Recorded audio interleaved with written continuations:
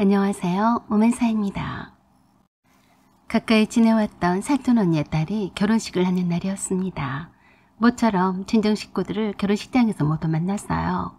특히나 아직도 결혼도 하지 않고 혼자서 엄마를 모시고 살고 있는 남동생 얼굴을 오래간만에 보게 되었어요. 남동생은 나이 40이 넘었는데도 아직 미혼이었죠. 결혼할 뻔한 여자도 있었는데 어쩐 일인지 헤어지고 말았었죠. 신우가 넷이나 되는 아들밖에 모르는 시어머니가 있는 집에 누가 얼마나 좋다고 시집을 오겠어요. 거기에다 남동생은 평범한 회사원이었고 평범한 월급쟁이에 불과했습니다. 저희 엄마는 아들만 떠받들고 살던 시대에 사셨던 분이셨어요. 아빠가 줄줄이 딸만 내리 낳았던 엄마에게 늘상 그러셨대요. 아들도 못 낳는 년. 그 말에 가슴이 못이 박혔던 분이셨어요. 아빠가 바깥으로 나돌기만 했어도 엄마한테는 딸만 낳는 주제에 말이 많다며 할머니한테 온갖 구박만 받았다고 했습니다. 아들도 못 낳은 것이 누가 누굴 탓해? 네가 그렇게 재수 따까리 없이 딸만 낳으니까 밖으로 놔두는 거 아니야? 지금 세상에 이런 말을 듣는 젊은 친구들은 도저히 이해 불가할 거예요. 엄마가 전해주신 그때 그 시절에는 여자로 태어난 것이 죄였던 때였어요. 시집의 부당한 대우에 애기 얼싸매고 친정집으로 도망을 가도 동네 창피하다고 숨기거나 돌려보내거나 내쫓던 시절이었대요. 이혼을 한 여자는 이유 불문하고 손가락질을 받거나 욕을 얻어먹던 시절이었다니 얼마나 억울한 시대였던가요. 지금도 파키스탄에서는 가족인 오빠나 아빠가 딸이나 여동생이 말을 잘 듣지 않는다는 이유나 반대하는 연애를 했다는 이유 같지도 않은 이유를 들어서 죽임을 당해도 아무런 죄의식이 없습니다. 우리 윗세대 때만 하더라도 바로 그런 비슷한 불합리한 사회구조 속에서 여성이란 이름으로 탄압을 받아야 했었죠. 그런 탓에 엄마는 제 남동생이 태어났을 때 감격의 눈물을 쏟으셨다고 했어요. 그런 제 남동생이 아직까지도 미혼인 것에 대해 늘 불만이셨습니다. 엄마와 언니와의 사이는 별로 좋지 않았어요. 왜냐하면 언니가 질투가 유달리도 많았기 때문이었습니다. 언니만 빼고 저와 동생들이 모두 다 대학교에 입학했어요. 언니한테 대학교 진학하지 말라고 한 적이 없었는데 언니가 집안 형편상 상고에 진학을 고집을 했고 취업을 해서 돈을 벌겠다고 했어요. 그런데 막상 대학교를 졸업한 저나 동생들이 언니보다 잘 살게 되자 엄마를 미워하더라고요. 언니가 저나 동생들보다 못 살게 된 이유가 대학을 가지 않아서 그런다나요? 틈만 나면 그 일을 엄마랑 부딪혔어요. 제가 남편을 만나서 결혼을 해서 혼수 준비를 할 때도 많이 해주네 어쩌네 저쩌네 간섭도 많았었죠. 자기 돈이 들어간 것도 아닌데 말입니다. 그때는 엄마가 제게 언니에 대해서 이런저런 말을 해주지 않아서 저도 몰랐어요. 제 앞에서는 엄청 저를 생각해주는 것처럼 이것저것 꼬치꼬치 묻곤 했었는데 그게 얼마나 엄마가 저에게 많이 해주나 하고 지켜보려고 그런 것이었어요. 제가 예식장을 좀 크고 화려한 곳을 예약을 했었는데 그것을 두고 예식장에 수십 차례 전화를 해서 비용이 얼마냐고 물었다고 했어요. 결혼을 앞둔 저에게는 쉬쉬하셨지만 언니가 너무 비싼 결혼식장에 예약을 했다며 엄마에게 따져 물었다고 하더라고요. 자기는 그것보다 더 작은 예식장에서 결혼식을 올렸는데 그런다면서요. 그리고 제가 결혼한 지 2년 만에 집장만을 하고 집들이를 할 때도 얼마나 심술이 났는지 속마음을 제게 드러내고 말더라고요. 훨씬 먼저 결혼을 한 언니는 그때까지도 집장만을 못하고 살고 있는데 제가 집장만을 먼저 하게 되니까 질투가 나서 못 견뎌 했어요. 그게 모두 다 대학을 못 나온 탓이라 여기며 엄마 탓으로 돌렸어요. 저와 동생들은 모두 다 언니보다는 잘 살았습니다. 언니는 못 사는 것 같지도 않은데 항상 힘들어 보였어요. 자기가 그래도 장녀인데 부모 도움도 못 받고 동생들 케어만 하느라 대학도 못 갔다는 말에 엄마는 늘 동의를 하지 못했습니다. 그런 탓에 늘 엄마와 언니가 사이가 좋지 않게 되었었죠. 언니는 장녀로서 대우는 받으려고 했어도 돈 쓰는 일에는 철저하게 인색했어요. 잘 사는 동생들이 더 내야 한다고 생각했습니다. 그래서 형제간에 화목할 리가 없었죠. 명절 때만 엄마에게 겨우 10만 원을 드리면서 저희 엄마한테 얼마를 드렸는지 꼭 확인을 하곤 했습니다. 엄마한테 모처럼 찾아가면서 수박 한 덩이도 아까워서 반쪽을 갈라서 가져가는 인간이었어요. 그래놓고 동네방네 소문을 냈습니다. 내가 엄마한테 수박을 사들고 갔다 왔다. 너희들도 엄마를 한 번씩 내다봐라. 알았지? 말로만 엄마를 엄청 생각해주는 것처럼 하면서 동생들이 엄마를 찾아왔나 안 왔나 엄마한테 전화를 해서 확인하곤 했어요. 언니는 전화 동생들에게 늘 그랬어요.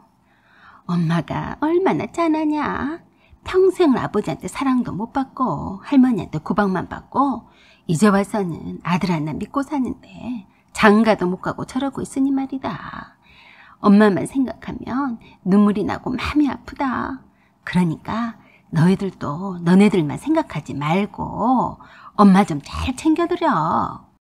처음에는 저도 언니가 진심으로 엄마를 생각해서 한 말인 줄 착각했어요.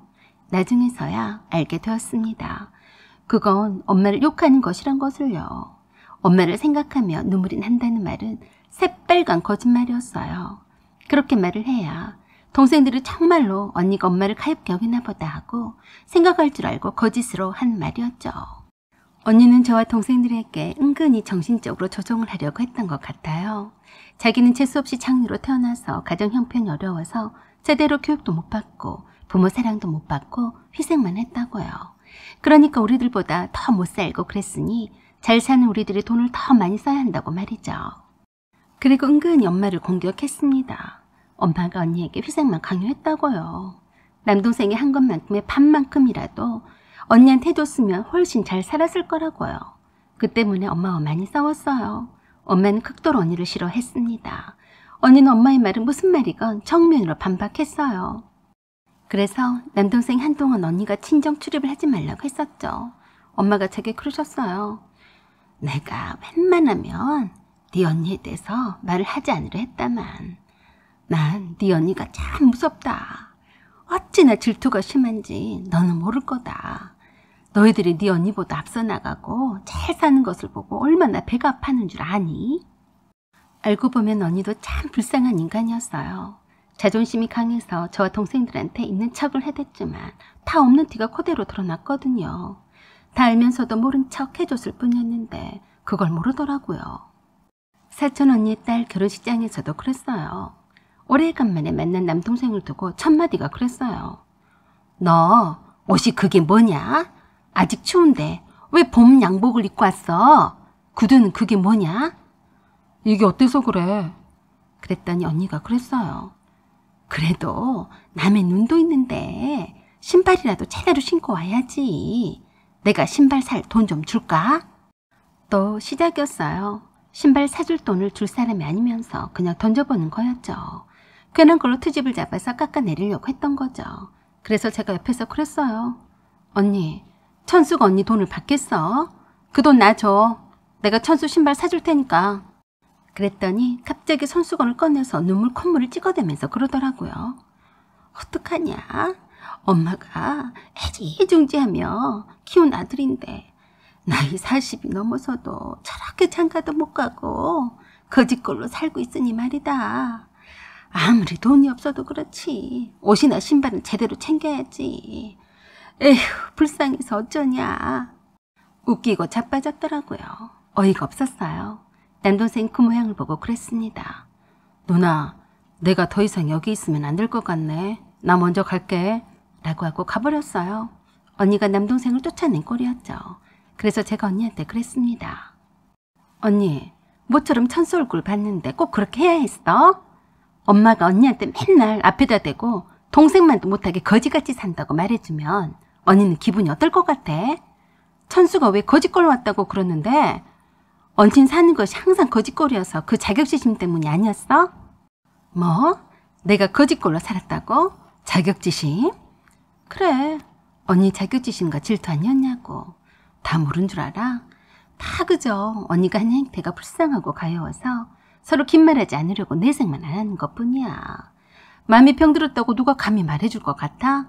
자기가 거지꼴인지도 모르고 어디가 함부로 거지꼴이라고 그래? 뭐? 너 감히 내게 그게 할 소리야? 그래, 내가 이런 말을 솔직히 하게 되면 언니랑은 절대로 안 보고 살 것을 각오하고 해주는 말이니까 잘 새겨들어. 천수한테 장가도 못 가는 주제에 거지같이 나타났냐고 말해주고 싶었지? 언니 같은 인간은 가까이 지내면 독이 되는 인간이야. 난 언니랑은 손절할 테니까 행여라도 연락하지 마.